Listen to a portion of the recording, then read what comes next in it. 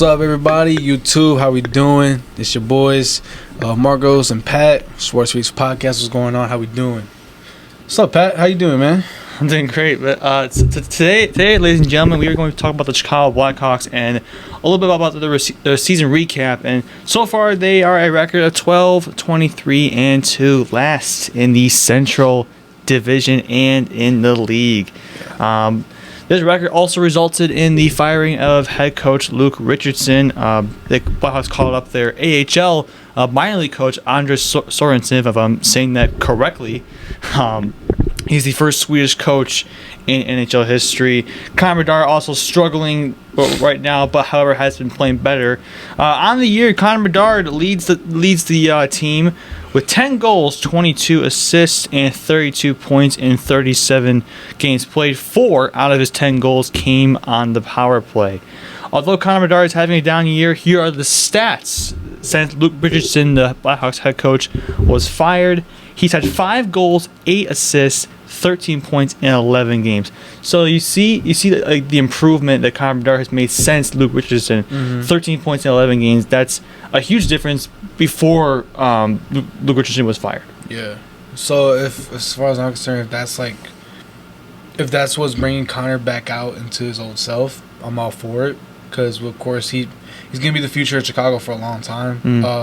Especially with the fact that he's the centerpiece to what this rebuild is all about. I think firing the head coach was probably the best decision after a while, especially being in that rebuild, new franchise, new identity type of area now the way it's being played out.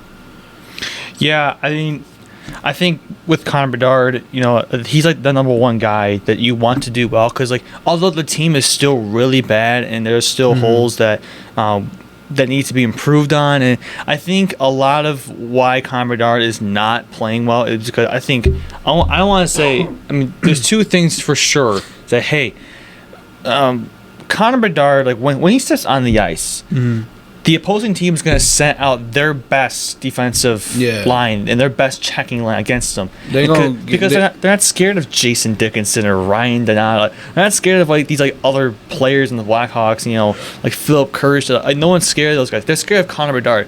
He is still considered to be an NHL superstar in the National Hockey League. So, with that in mind, it was a great fire by Luke Richardson. Like you said, it was a huge growth by him. But let's get into some of the team stats overall with the Blackhawks. The Chicago Blackhawks in the last year were dead last in goal scoring with 2.17 goals per game. This season they are the third worst team with 2.51 goals per game. And I remember, Marcos, you went to a Blackhawks game. The lack of goal scoring is something the Blackhawks do need. I just kind of what are your thoughts on the Blackhawks offensively this year? From what I've been able to tune into, it seems like they aren't setting up each other as a team. I guess they're kind of just letting Connor do his. I guess they're pulling off the plan.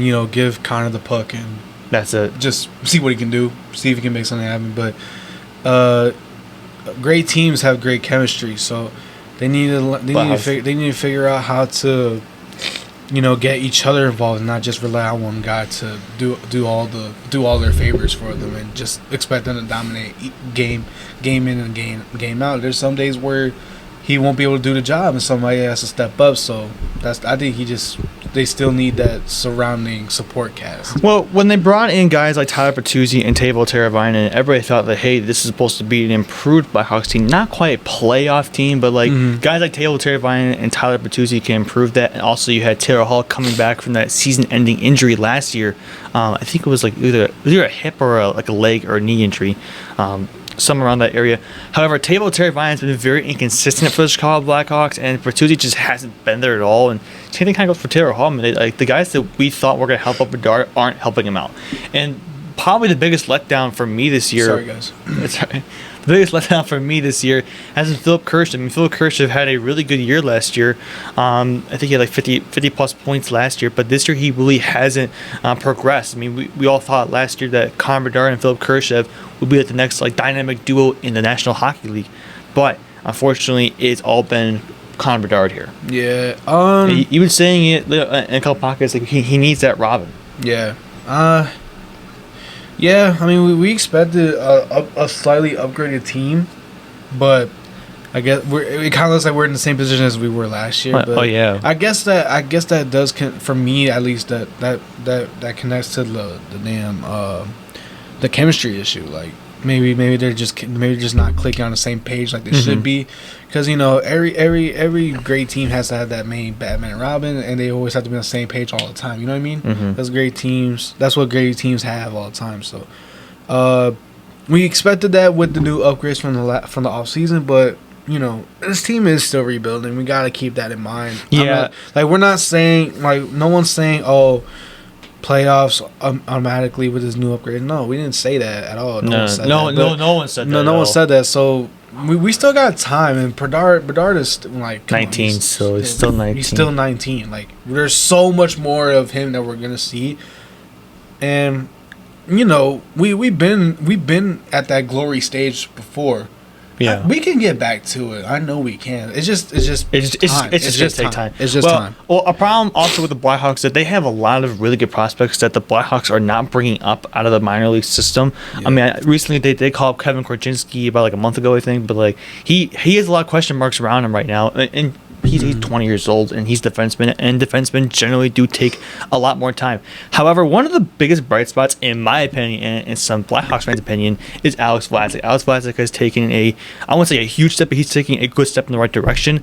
He's learning. He recently signed kind of a long-term deal, not like a big deal with the Blackhawks, but I really like Alex Vlasic. He is somebody that I think we should keep for the near future. But speaking of defense, we should talk about the Blackhawks defense overall.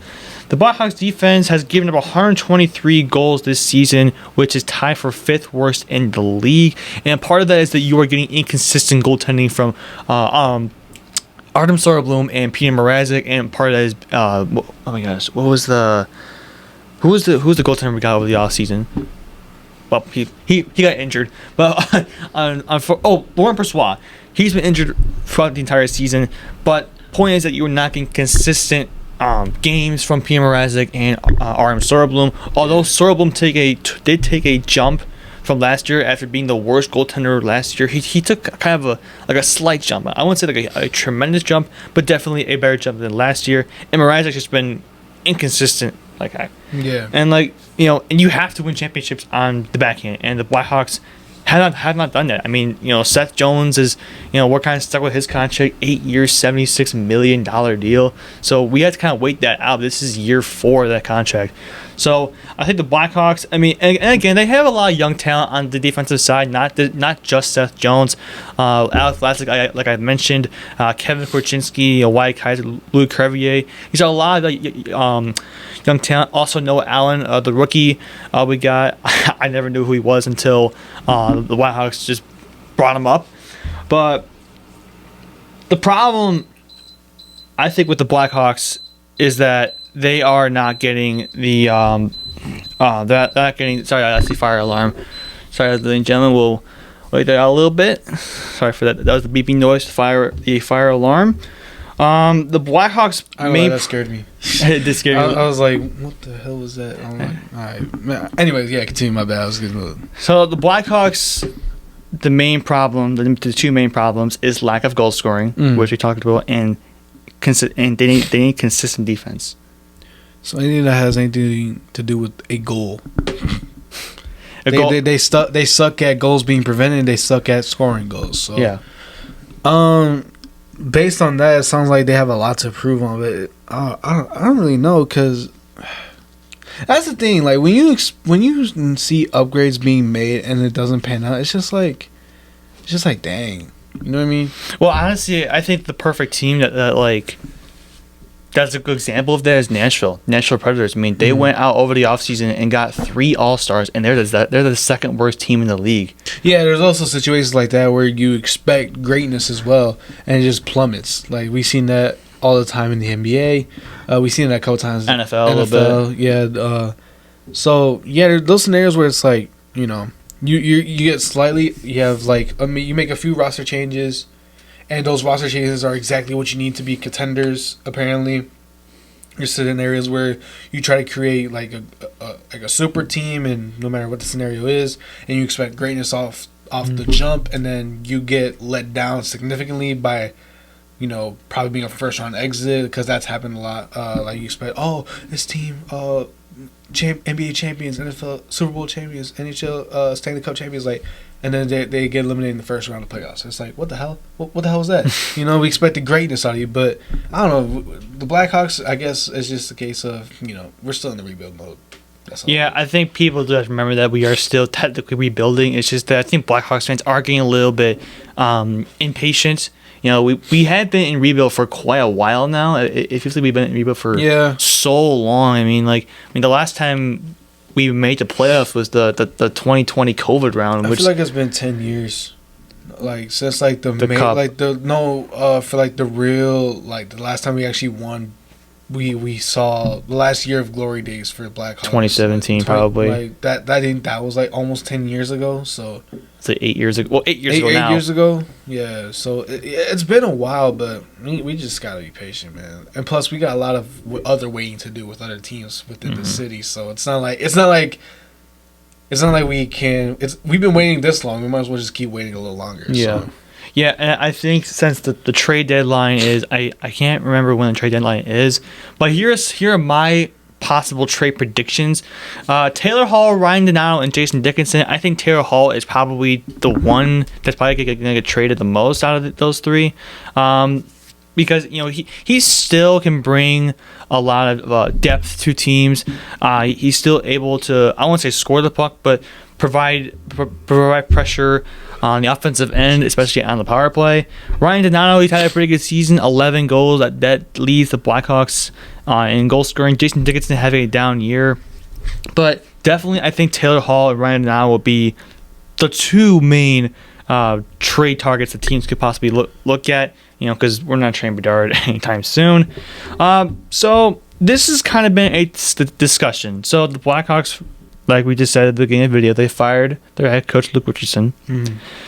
Is it possible that they also fired general manager Kyle Davidson? Because we brought Davidson in. I don't know if you Blackhawks fans remember. We brought Davidson in when Stan Bowman was fired, and he made some kind of questionable trades when he first came in. Trading Alex DeBrincat, and you didn't get much value back for that. Yes, you got Kevin Korchinski, but that was it. You didn't really get anything else back other than Kevin Korchinski. Then we went to the Brandon Hagel trade, in which a lot of people thought that was a good trade, considering that we got a lot of draft picks back, and we got two players, two prospects in Taylor Radish and Boris Kachuk, but those guys did not work out whatsoever. Yeah. They were not even close to what we thought they were going to be.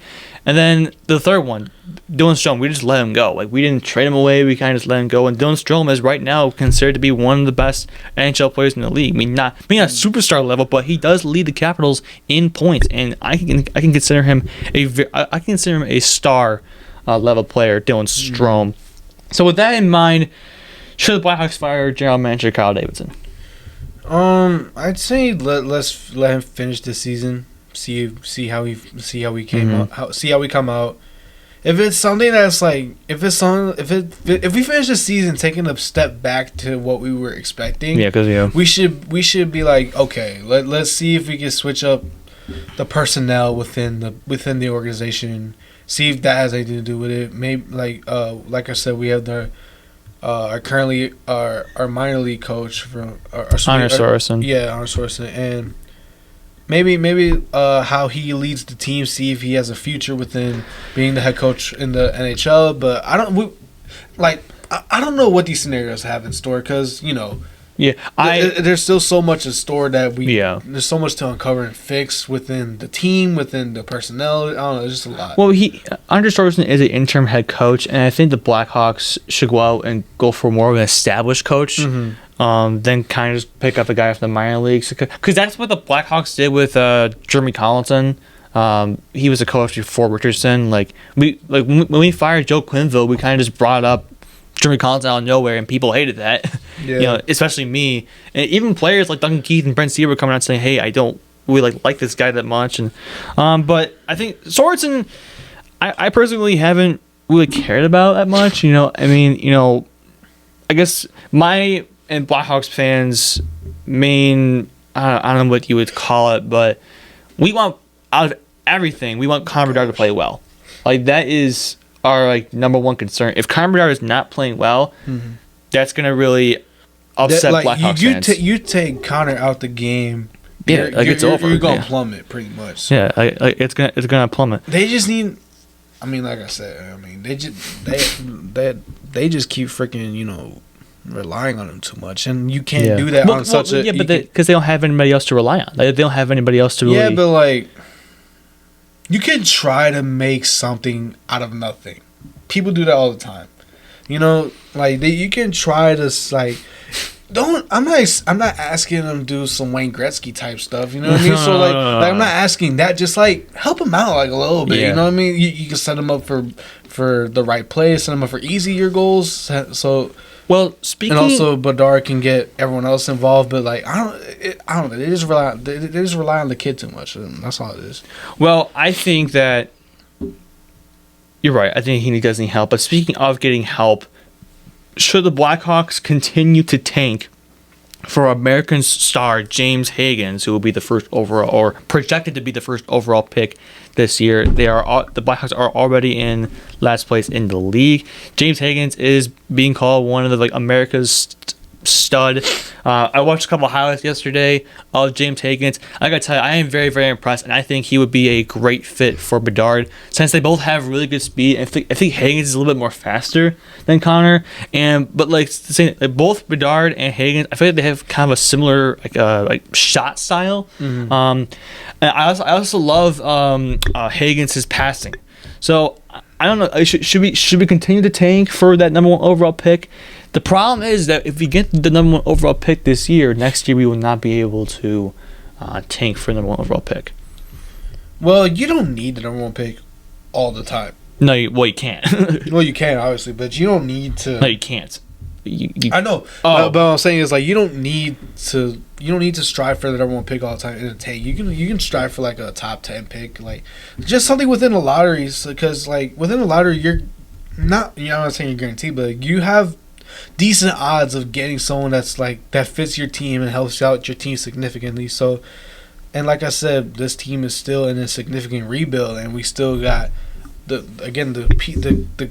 main piece of this rebuild is still only 19 years old. We still got loads of time. And you still have prospects that are projected to be really, really good, like Frank Nazar.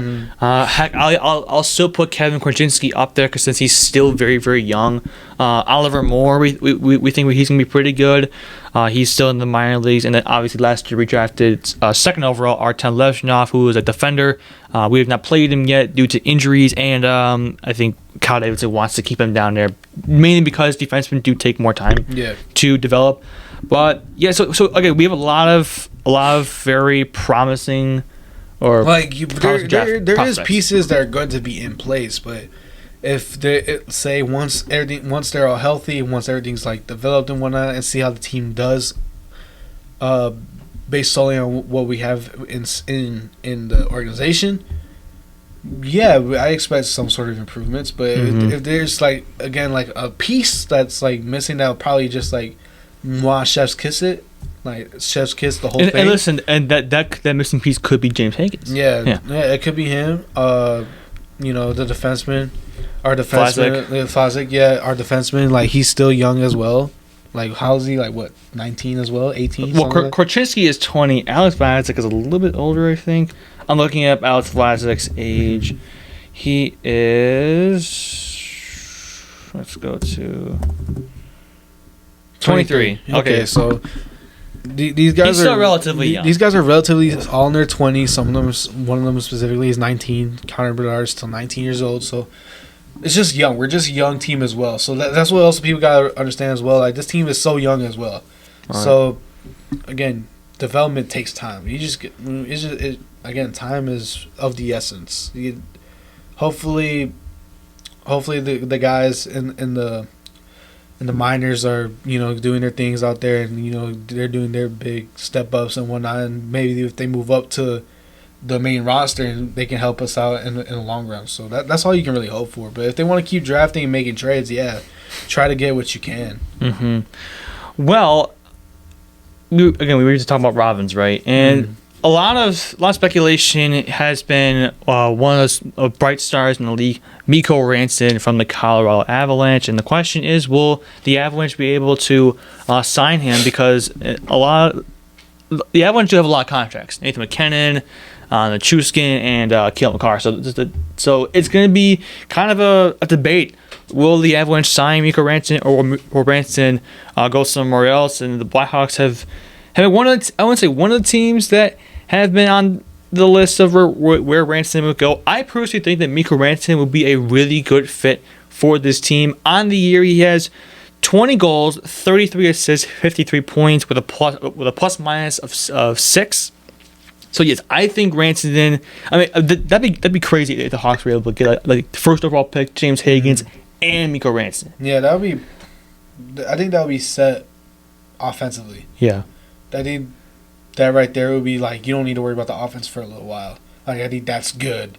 But when it comes to the defensive side, I think that's where the improvements need to come in, like, fast, as well as the goalkeeping. Yeah, I think we need a goalkeeping upgrade as well. So, but if we can get like someone like him, and then we pair up those two, and I think that combination will be excellent for that team in the future. All right, and our last topic for the day and tomorrow, New Year's Eve, Chicago Blackhawks versus St. Louis Blues. The Winter Classic at Wrigley Field is going to be hopefully a good game. Blackhawks are on a 3-game losing streak. However, the Blues are also on coming off a loss to the they're coming off a loss to the Buffalo Sabres. Excuse me for my stuttering. And predictions, Marcus Martinez. I like Chicago's odds. I know they're the underdog. Coming off 3 losses, but New Year's miracle. Why not? New Year's miracle. To 2025.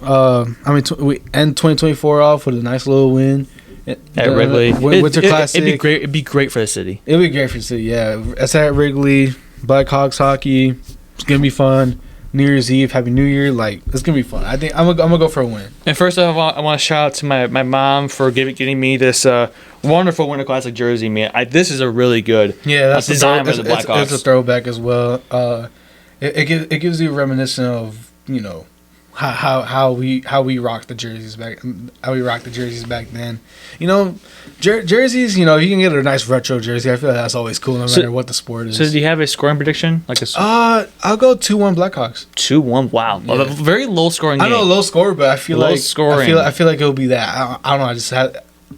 My predictions are weird. I don't know. That's all right. That's how I feel. I am. Oh man, this is really. Here's the thing. I want to say the Blues because the way the Hawks have been playing, and I want to say the Blackhawks because they're at Wrigley Field, and hopefully the Hawks can build off the home field advantage. Yeah. However, historically, the Blackhawks are not very good at Winter Classic games. So, with that in mind, I will take the St. Louis Blues to win by a score of 4-2. Okay. I'm not really gonna argue the opinion of yours because I don't know. We just gotta wait till the day. We just gotta wait till New Year's Eve. That's how it is. That's how it is. Yeah. All right, guys. Watch us be completely off, like both of us, like a 6-1 Blues win or something like that. Something like that. Yeah. All right, guys. This is our last video until the new year is going to be hopefully a really wonderful year. Upcoming 2025. I am really glad I started this channel. I'm really glad I have one of my good friends, Marcos Martinez, and others to do it with me. But yeah, Happy New Year to all. One last thing. Can I say something real quick? I'm planning. I got some things planned under my sleeve as well. For those of you who don't know, those who watch back at home, I know these guys know. All my friends tell me I have a big passion in music. I'm a producer. I got some ideas with relating content And you guys are gonna hear from me soon. Make sure you guys stay tuned. Appreciate all the support from the podcast side, as well as I greatly appreciate if you just look out for me and tune in once I get my little project going together. So we'll put our Instagrams down below, so you can give Marcos and Sports Trees Pockets Instagram channel some support. Comment down below what your predictions are for the Blackhawks and what other improvements the Blackhawks could make. One last thing. Happy birthday, LeBron Raymond James. We are recording on LeBron's 40th birthday. The GOAT. Happy birthday. We'll see you guys next one.